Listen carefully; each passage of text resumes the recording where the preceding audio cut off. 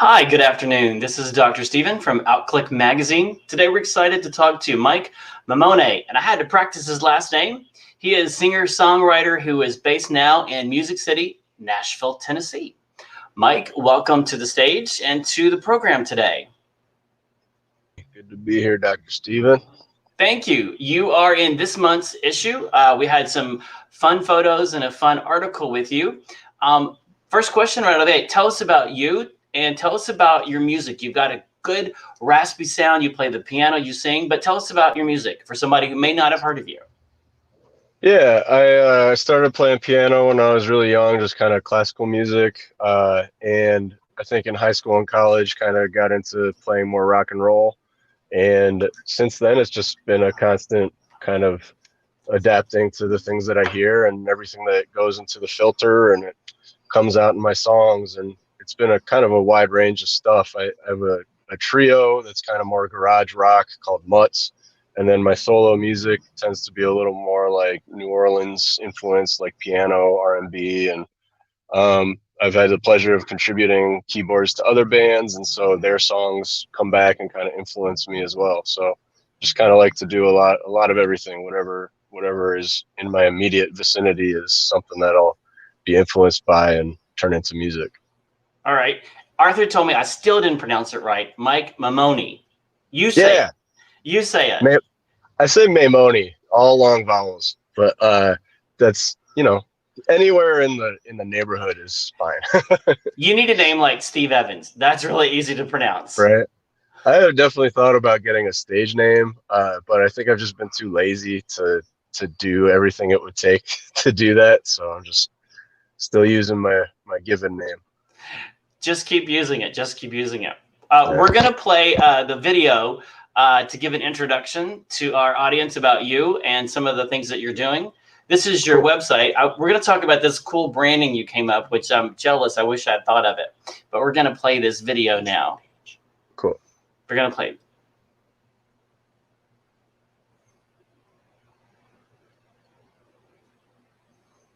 Hi, my name is Mike Maimone. Thank you for checking out my Patreon page. I'm a singer-songwriter. Drove away with no goodbye. I also play with a full band.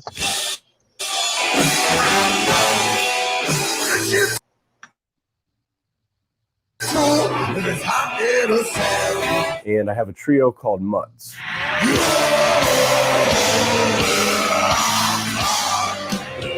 If you decide to subscribe, thank you very much. The first thing you can do is download everything I've ever put out with all of my bands. That's the first post that you'll see if you click on the post page.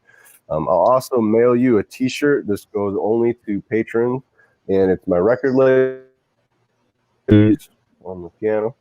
And depending on which level you go for, you can also get all of my CDs and the latest album as it comes out. I will send it to you as well. Hey now, hey now. What I love about Patreon is that it allows me to connect directly with you.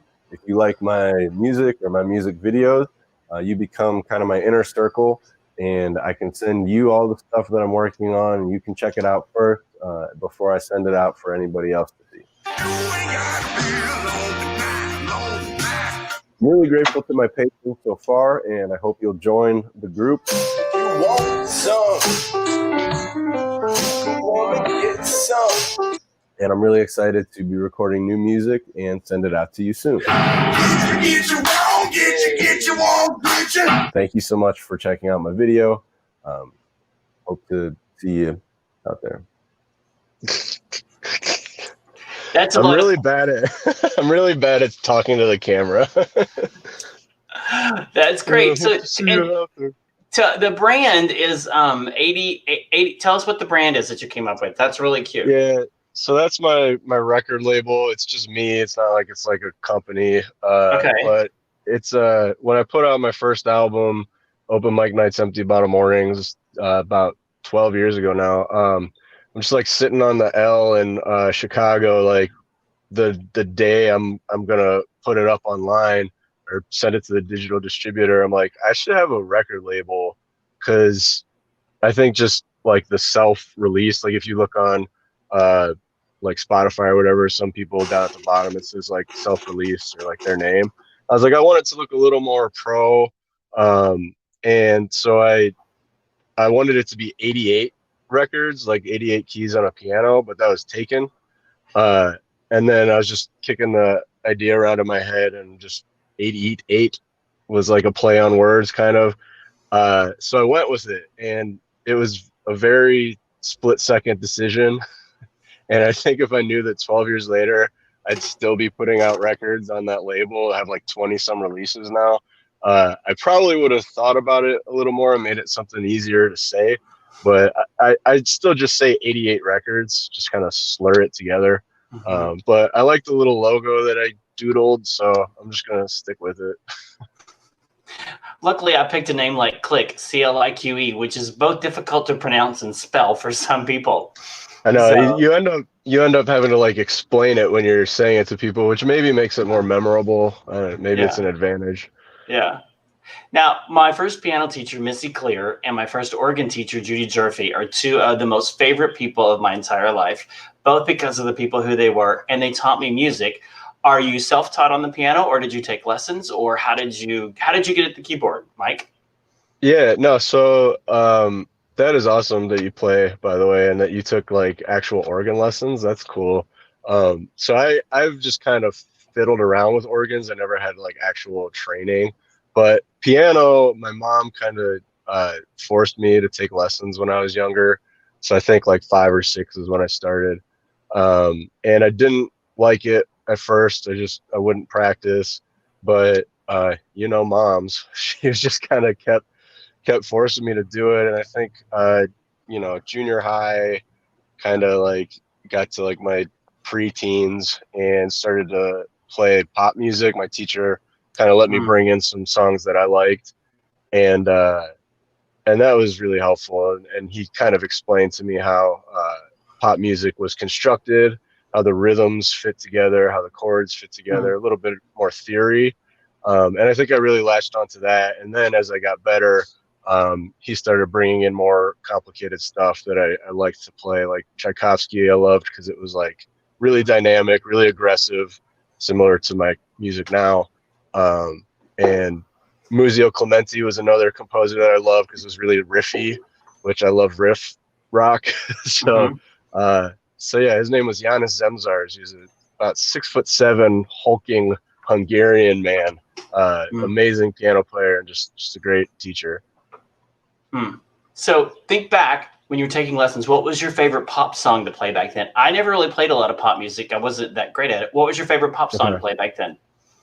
I'll put you on the spot.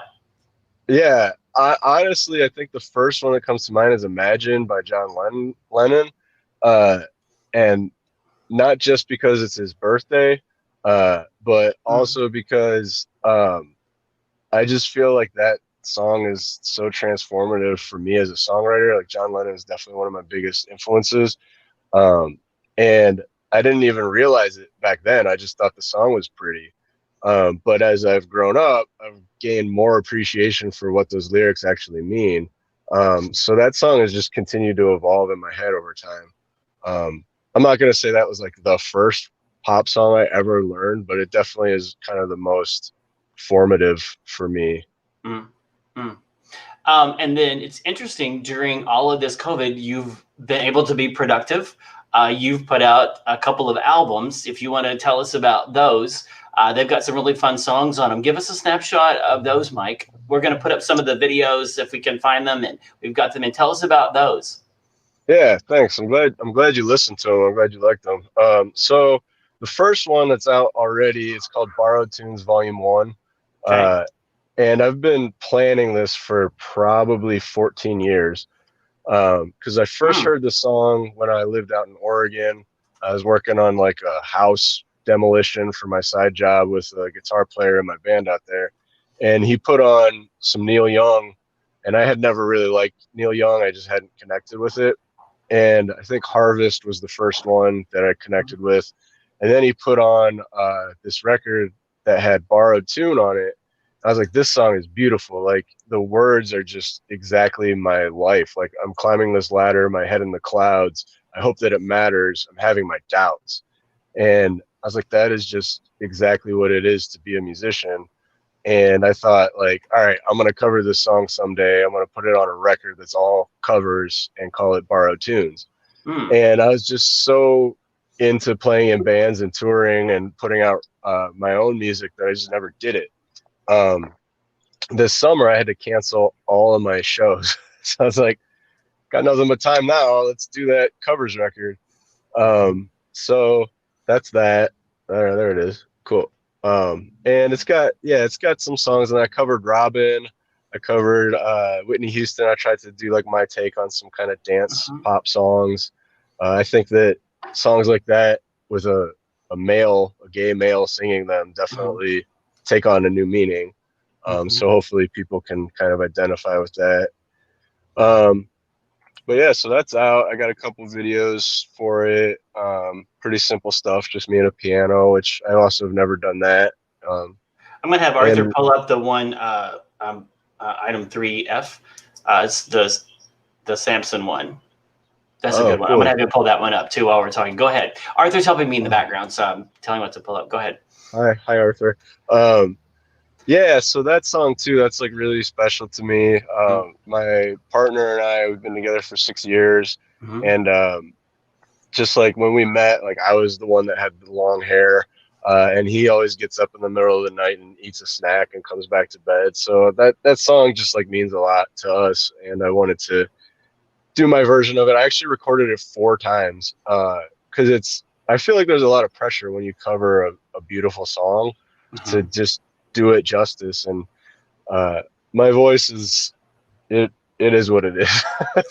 And so I put it in like 3 different keys, trying to get the right key for my voice. And it just wasn't working, and finally ended up on C sharp major. And not D flat major, C sharp major. Yeah. What is it with, I don't know. Usually I would say like E flat, G flat, B flat, but then if it's A flat or D flat, I say G sharp or C sharp. I don't know what the actual theory is, but that's just you can say both. That both keys are fine, right? As long as you find your range. Yeah. So this is the 4th time through over like probably 3 or 4 years of trying to like get this cover to sound just right. And still, like, I put it up online and I run ads like trying to get people to watch it, and I get so many comments like, oh, he's ruined this beautiful song. I'm like, that hurts so bad. Like, I tried so hard, and this is like definitely the best that I can do, and it's such a meaningful song, and then somebody just sees it for literally 3 seconds and is like, awful. Like, so you got to have kind of a thick skin when it comes to this kind of stuff, I guess. Yeah, that's all part of it. I've learned that's part of it. It's throwing yourselves out there, and but there are plenty of people cheering you on. It was in the article. Tell us about how you and your partner met. I think that's a cool story, if you don't mind sharing that. It was in the article. Yeah, so I was playing at like a mutual friend of ours, Scott Free in Chicago, puts on a bunch of different series of shows, and one of them is called Bear All. And so I was booked to do a solo gig, and my partner, who's also named Mike, he was playing bass in Scott's band. So, you know, I watched his set, just thought he was like this really cool like bass player, just vibing up there. I was like, oh, that guy is really good looking and like kind of a big muscular guy. And then I played my set, and apparently at some point during the night, both of us went up to Scott and we're like, hey, is that guy gay? Is he actually gay? Is he single? Is he available? Like, what's the deal with that guy?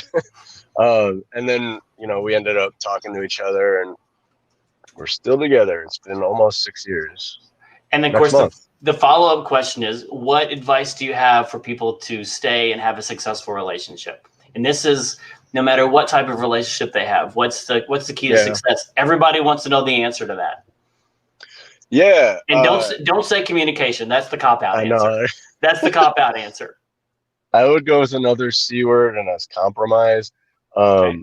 And we I'm not gonna lie. I mean, there's been ups and downs, of course, and COVID has been really hard. We actually went to see a therapist for the first time earlier this year, and which was fantastic. Like, I recommend it for anybody at any stage of their relationship, because having a mediator there to just kind of observe the way that we talk to each other, and the ways that, well, like, I'm pretty stubborn and defensive, and kind of like, I mean, I know it. Like, we know our flaws kind of on some level, but uh, being able to see and have her insight on what exactly triggers that in me, and then things that I can do in my own brain before I open my mouth to kind of realize, like, this is a thing. I have to, like, this is me. This is my issue.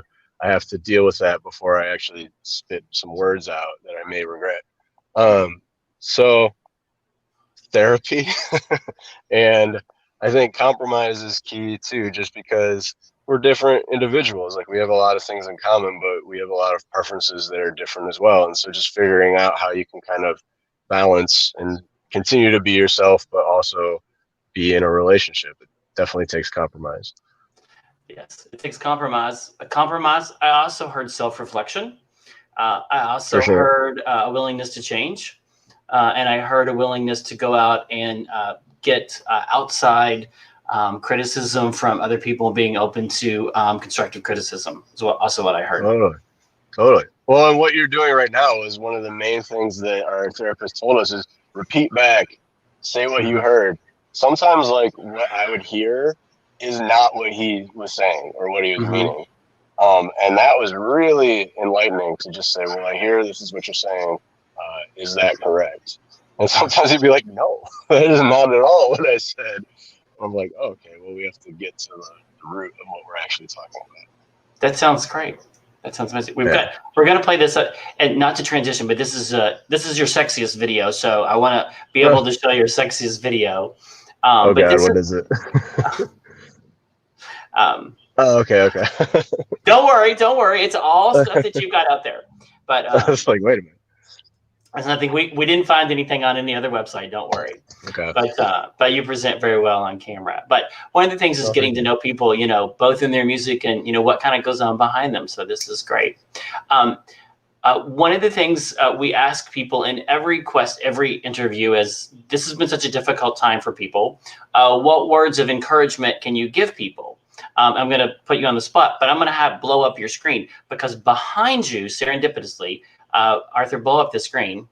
I don't know if you know it or not, but behind you, if you look over your shoulder, what does that say behind you? Oh, we're in this together? We're in this together. So somehow that got put over your shoulder.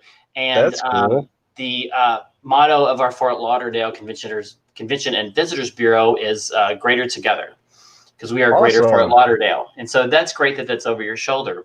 But what words of encouragement would you give people, because this is such a crazy time? What would you give our watchers?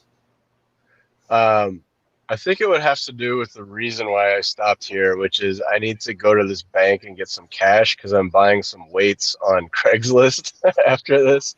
And that is just like, find like your center in all of this time that we have to just kind of like be stuck in one place, possibly stuck together or possibly stuck alone. And like, for me, that's been working out, and it's always been a part of my life, but like, not being able to go to the gym has kind of made me reevaluate like the reasons why I work out, and like just what health is and how it feels. And so I've used this time to just be productive in streamlining like my diet and exercise routine, and making music. Like, those are the two things I feel like that really center me, is like creating, and then just like, exercise, working out, seeing how the input affects the output. So I guess my advice would be to like meditate, figure out what that is that your core needs to function, and just focus on that, and devote like whatever it is, like a half hour a day. Just get started if you haven't started yet, to just do that, get better at it, harness it. Mind, body, and spirit, and taking care of all of those. I went to Definitely. Asbury College. We were one of the last colleges in the country to have required PE classes. It's a music nerd. Really? It was torture because I was terrible at all of them. But Yeah. I have to continually tell myself, look back and think, that's important. That's important to get off the couch and go out and exercise and do those things. And as much as I hated playing basketball because I was terrible or all those, I'm continually reminded those PE cards I had to fill out. It was a valuable learning experience to take care of your mind and your body because they are all intertwined. So, Definitely. yeah, I really enjoyed talking to you. Is there anything you wanted to cover that we didn't ask? I think you asked pretty much everything. I just wanted to touch on the next record that's coming out. Okay, tell us what you've got upcoming. Yeah, so it was recorded pretty much at the same time as the covers album, but this is all original music, brand new songs that were written in quarantine during the pandemic, and it's called Isolation 1. Okay. And I called it that because of our country's response to the pandemic. I don't feel like, unless we figure this out, that this is going to be the first time that this happens in our lifetime. So this is Isolation 1. And it's kind of like that the roller coaster that we're on. Like one day you wake up and you're like, I got my workout routine, I got my diet, I'm gonna do this, like I can do anything. And then you have a productive day, and then the next morning you just can't pull yourself out of bed. It's been like a really weird summer, or a really weird year. So the record reflects that, and it kind of starts with this very like triumphant kind of group vocals, and like we're all in this together, and like we can do this. And then it just goes downhill, and it ends with some of my most like sad, introspective songs that I kind of pulled out of me in some pretty dark moments this summer. And we lost our dog, passed away like right after we moved to Nashville. My partner had some family members pass away. We had a tragedy on my side of the family. So there's just been a lot of death in my life for the last couple of years. And I think it all just poured out this summer in making this new record. So at the end of it, I mixed the whole thing. It's all done in my bedroom. And I listened back to all the tracks, and it ends like so bleak. Like, and that's not me. Like, I realize that life is unfair, but I always feel like my music tries to find a silver lining and a reason to go forward. So I wrote one last song, which is called We All Gotta Die, which sounds bleak, but if you listen to it, it's to the melody of Les Champs-Elysees and has a nod to You Got a Friend in Me by Randy Newman. So I wanted to make it like a happy sounding song that reveals the stark reality of what life is, and kind of blend those two things together and say, like, you know what, like, here's one thing we all have in common. We all have to die. So let's celebrate while we're here. So I feel like it's kind of this downslope of a record that hopefully pulls up at the end, leaves you on a happy note. One of my mentors years ago said, don't waste your suffering. The rain falls on everyone, the righteous and the unrighteous. Don't waste your suffering. Learn something from it. And that sounds like through this, you've brought something good out of it and a message for people. So we look forward to that. When will it be released? Do you know that yet? Yeah, that's October 23rd. So like pretty soon, right around the corner. Yeah. Right around the corner. Very good. Arthur's got your website pulled up. Cool. Very good. It's great to talk to you. We enjoyed having the article. We'll put it up here. It disappeared. Oh, there we go. There's your page.